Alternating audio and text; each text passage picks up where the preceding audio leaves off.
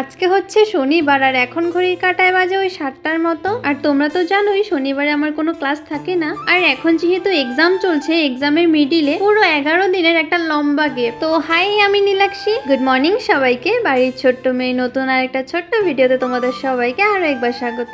আজকে সকালে অনেক দেরি করে উঠেছি, মানে ওই 7টার দিকে। যেহেতু এই কদিন কোনো এক্সাম নেই তাই একটু দেরি করেই উঠলাম। আর রাতে কারেন্টে এত পরিমাণ ডিস্টার্ব করে যার জন্য ঠিক মতো ঘুমাতেই পারি না। তো দেখো, যেহেতু আজকে বাড়িতেই আছি তাই সকালে ঘুম থেকে উঠে টুকিটাকি কাজগুলো কমপ্লিট করলাম। কাজগুলো শেষ করে দেন ভিডিওটা স্টার্ট করলাম। তো তারপর দেখো ফ্রেশ হয়ে ফার্স্টে ম্যাগি বানালাম। ম্যাগি বানিয়ে খেতে খেতে অনেকটা লেট হয়ে গেছে। আর আজকে বিছানার কাপড়গুলো ধোয়ার ছিল তাই ঝটফট করে কলের পাড়ে চলে এসেছি। রোদ যদি বেশি উঠে যায় তখন আমার কাপড় ধুতে অনেক অসুবিধে হয়। যেহেতু আমার মাইগ্রেন আছে, আমি কিন্তু খাবার খেয়ে ঘরের কিছু কাজবাজ করলাম। যেহেতু ঘরটা বড্ড অগোছালো ছিল, গত 5-6 দিনে এত কাপড় অগোছালো হয়ে গেছে, সেগুলোই ঠিক করলাম। আর সেগুলো গোছাতে গোছাতে অনেকটা দেরি হয়ে গেছে। কি জানো তো, আমার না এই গরমের দিনটা খুব বাজে লাগে। ঠান্ডার দিনটা তো কোনো রকম চলেই যায়, এই গরমে কিছু কাজবাজ করতে অনেক অস্বস্তি লাগে। আমি না হয় বাড়ির মেয়ে, আমার যদি কাজটা করতে ভালো না লাগে বা কাজটা করতে যদি মন না চায় তাহলে কিন্তু সেই কাজটা মাই করে দেয়। আমার কিন্তু কিছু বলতেও হয় না, মা নিজে থেকেই করে নেয়। কিন্তু হ্যাঁ, একটু ক্যাচম্যাচ করে ঠিকই,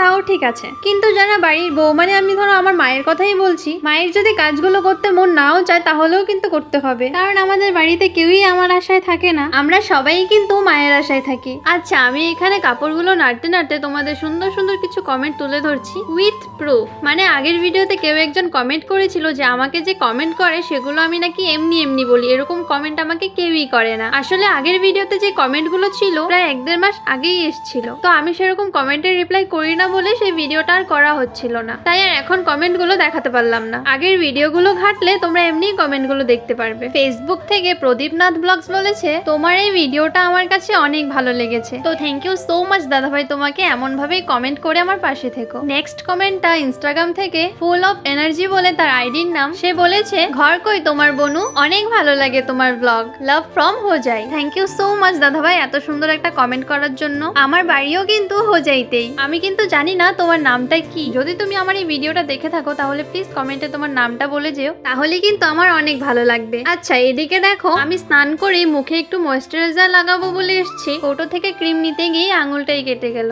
এই সাইডের দিকটাই পুরো ধার হয়ে আছে যার জন্য কেটেই গেছে। তাই তোমাদেরকেও দেখাচ্ছি যদি আমার একটু কষ্টটা কমে। তো স্নান টান করে এইদিকে সুন্দর করে সেজে নিলাম। সাজা মানে ওই লিপ গ্লস আর একটা টিপ। কি জানো তো, এই গরমের দিনে সকাল সকাল যদি স্নানটা হয়ে যায় তাহলে মনে হয় সারাদিনের সব থেকে বড় কাজটাই হয়ে গেছে। এই তো শেষ, চলো টাটা।